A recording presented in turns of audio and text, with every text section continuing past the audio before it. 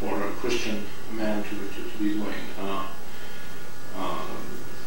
But things change. The last century and this one, I was sharing a little bit earlier with Hassan and Hassan Shahbandar and Salman Aziz about in 1958, when I was considering staying in this country to do research, I wrote to my father, with whom I had continuing correspondence, to get his advice.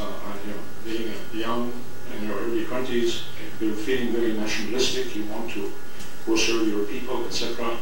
But then I had gotten kind of fallen in love with doing scientific research. And so I write to him to consult him, what do I do, which is the higher calling. And he wrote back a letter which I remember to this day, and I kind of quote it to my sons on occasion. He said, your mother would have me advise you to come back, but she speaks from the heart of a mother who wants her children near her. As for me, I'm going to be honest with you. He said, my generation does not understand your question. When I was your age, the issue was survival. We had no choices. It's a question for your generation. You're going to have to resolve it on your own. And this is the magnitude of the change that has taken place. And that's the only thing that gives me hope for the future, that in some way peace will come. I mean, you hear stories here and there of the real human connection. I happen to have a very good friend who's a professor of biochemistry at the Hebrew University, and he and I communicate by email and try to collaborate that way. The best man at my wedding was my roommate in graduate school, who happened to be Jewish. I mean, if I had mentioned it to the folks at home, they would have been up in arms.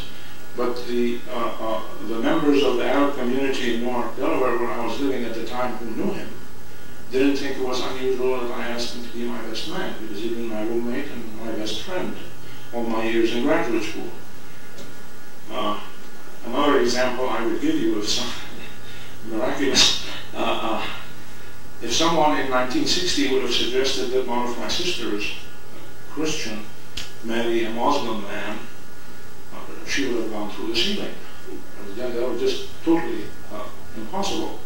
And yet in 1985, one of my nieces, one of her granddaughters, married a Muslim man, and she thought he was a wonderful man, and the fact that he was Muslim was irrelevant. So things change, and these are the kinds of things that give me hope.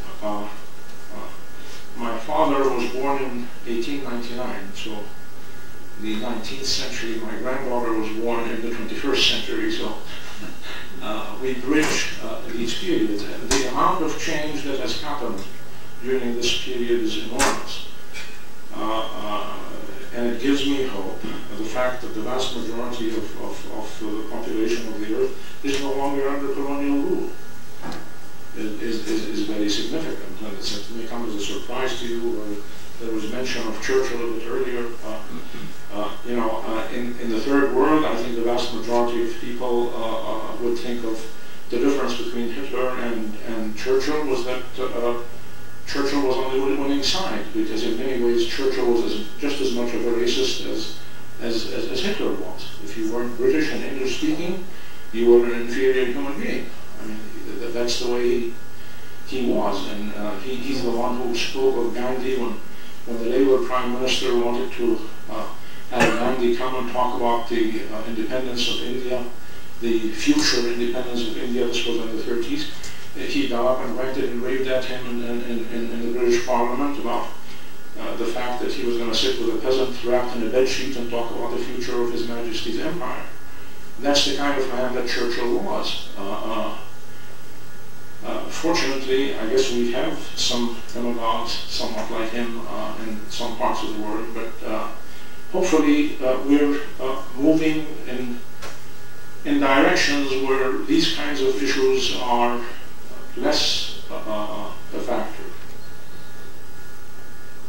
The one last factor that I guess I need to mention, because it scares me, if you will. is the geopolitical issue in a sense. I have articles that were sent to me by the son of one of my cousins who keeps up with these things, articles from the Manchester Guardian and from San Francisco Chronicle and so on, who imply that what's happening in Afghanistan really is not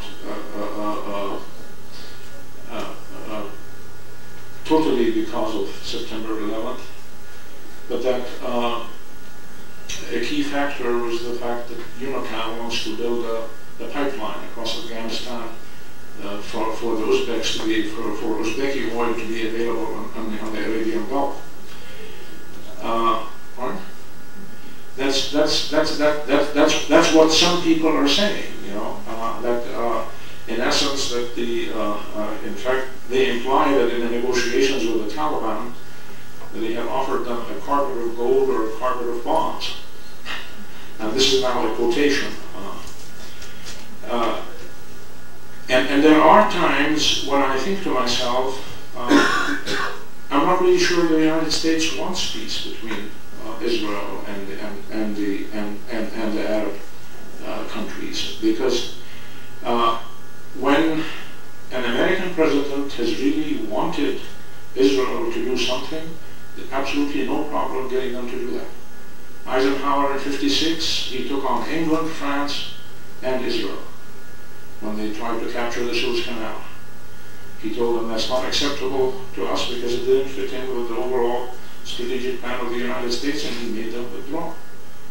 My sense is that in 1967, because Gamal Abdel Nasser had thrown in his lot with the Soviets and became a client of the Soviet Union, Lyndon Johnson encouraged the Israelis to, in the '67 war, took up Gamal Abdel Nasser down to the size. And right now, you know, the Israeli military is really the equivalent of a knife at the throat of most Arab governments. The military capability. And the reality is, if there was peace between them and Israel didn't need to maintain an enormous military power, this potential instrument of the United States would be gone. I mean, this is kind of going back to the kind of thinking that used to prevail in ancient Rome. You know, the emperor had vassal states, and he would have them do each other damage in order to facilitate the overall policy. Sometimes I think, you know, maybe there is some truth to the fact that our government is a captive of the major multinational corporations. I don't really know for sure, but I'm just kind of sharing with you some of the issues that I think about when I try to look into the future and see what are the issues that we need to engage as we search for peace in that part of the world.